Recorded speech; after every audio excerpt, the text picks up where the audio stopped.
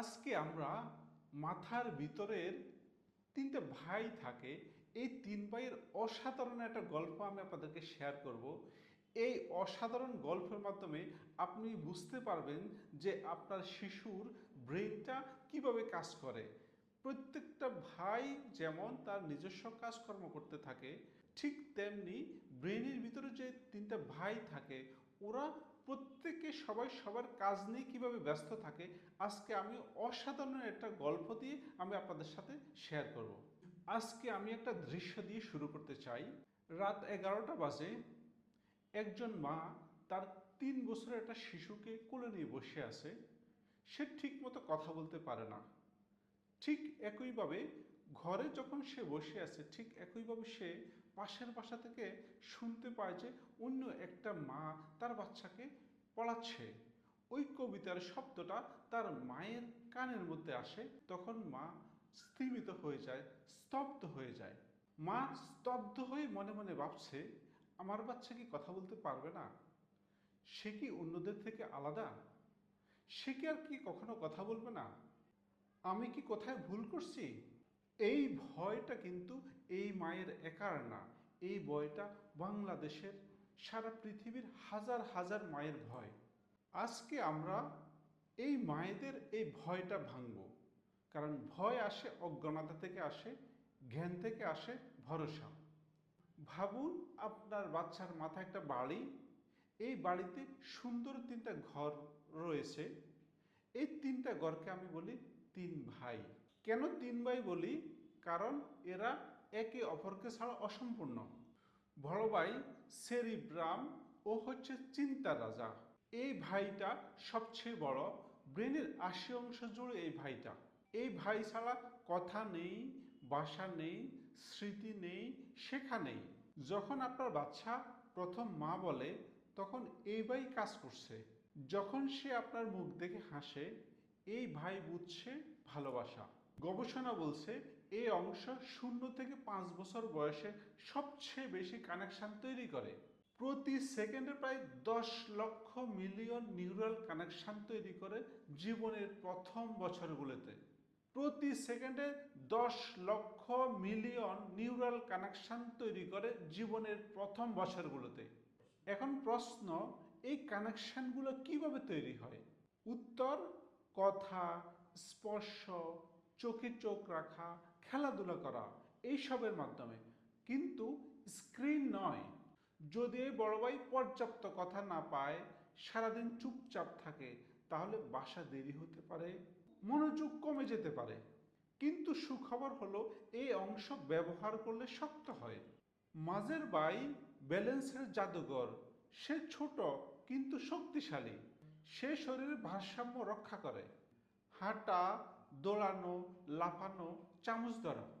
আপনার বাচ্চা যদি দেরিতে হাঁটে, মানে এই ভাই একটু সময় নিচ্ছে।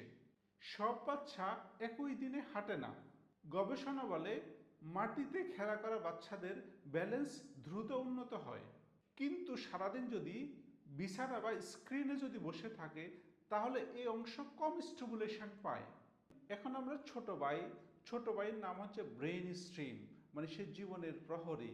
তাকে নিয়ে আমরা একটু আলোচনা করব। এই ভাইটা হচ্ছে সবচেয়ে পুরানো অংশ। জন্মের পরে সে কিন্তু প্রস্তুত। এই ভাইটা নিয়ন্ত্রণ করে শ্বাস, হৃদস্পন্দন, ক্ষুধা এবং ঘুম।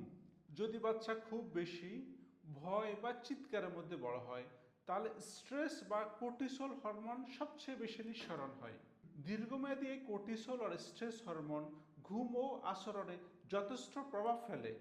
অর্থাৎ আপনার ঘরের পরিবেশ ছোট ভাই অর্থাৎ ব্রেইন স্ট্রিম সরাসরি প্রভাব ফেলে।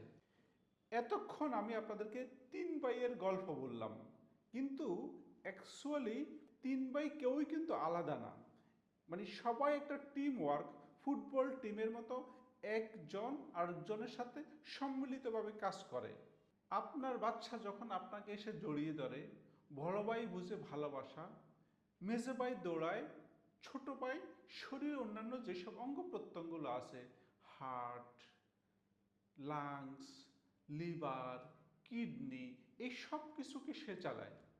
এই একটা সিস্টেম যদি কোনোভাবে যদি দুর্বল হয়, অথবা অকেজু হয়, তাহলে কিন্তু পুরো সিস্টেমটাই নষ্ট হয়ে যাবে, সব কিছুই কিন্তু ব্লক হয়ে যাবে। আজকে আমরা একটু দেখব যে আমরা যে একটা বাচ্চার সাথে আরেকটা বাচ্চার যদি তুলনা করি, অথবা ওই বাচ্চাটা পারে তুই কেন পারিস না, এই যে একটা তুলনা করে তার কি পরিমাণ যে আমরা ক্ষতি করছি, সেই সব বিষয়গুলো আজকে আমরা একটু আলোচনা করব। আপনি নিজেই কিন্তু আপনার বাচ্চার ক্ষতি করছেন তুলনা করে। পাশের বাসার ছেলে ABC পারে, আমার মেয়ে এখনো পারে না। প্রতিটি বাচ্চার ব্রেইনের বিকাশের গতি আলাদা। তুলনা চাপ তৈরি করে, চাপ স্ট্রেস হরমোন বাড়ায়, স্ট্রেস ব্রেইনের রাসায়নিক পরিবর্তন করে, আর এটাই হলো বিজ্ঞান। আজকে আমি আপনাদের বাস্তব দুই পরিবারের গল্প শোনাবো।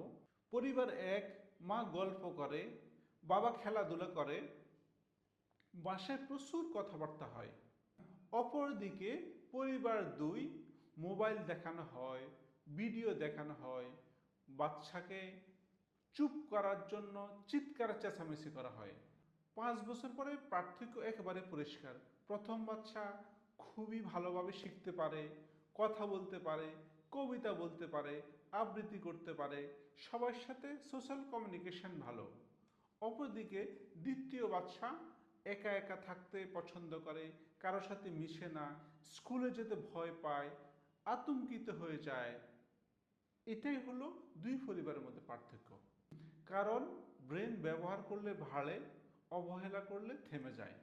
এখন আমি আপনাদেরকে একটা সুখবর দিচ্ছি, সেটা হলো ব্রেন প্লাস্টিক। প্লাস্টিক মানে ব্রেন পরিবর্তনশীল। এই ব্রেন পরিবর্তনশীলটাকে বলে নিউরোপ্লাস্টিসিটি। অর্থাৎ আপনি ব্রেনকে যত বেশি ব্যবহার করবেন, তত বেশি সে প্লাস্টিক যেরকম বড় হচ্ছে, ব্রেনও ঠিক একইভাবে বড় হবে। আপনি যদি আজ থেকে প্রতিদিন 20 মিনিট চোখে চোখ রেখে কথা বলেন, আলিঙ্গন করেন, বাচ্চার সাথে খেলাধুলা করেন, গল্প করেন, 6 মাস পরে অসম্ভব পরিবর্তন দেখতে পারবেন এবং ব্রেন ধীরে ধীরে ডেভেলপমেন্ট হতে থাকবে। গবেষণায় প্রমাণিত হয়েছে রেসপন্সিভ প্যারেন্টিং ব্রেনের কানেকশন তৈরি করতে যথেষ্ট ভূমিকা পালন করে। আজ রাতে যখন আপনার বাচ্চা ঘুমাবে, আপনার বাচ্চার ব্রেনের ভিতরে এই 3 কাজ করবে। একজন স্বপ্ন বানাবে, একজন শরীর সামলাবে, আরেকজন জীবন চালাবে। আপনি শুধুই মা বাবা না, আপনি এই 3 শিক্ষক। মনে রাখবেন, আপনার বাচ্চার ব্রেন কাচের মতো ভঙ্গুর না, এটা মাটির মতো গড়ার যোগ্য। ওকে আপনি আপনার মতো করে তৈরি করে নিতে পারবেন। ঠিক আপনি যে রকম চান সেই রকম এটা হবে। যেভাবেই সময় দিবেন সেভাবেই গড়ে উঠবে।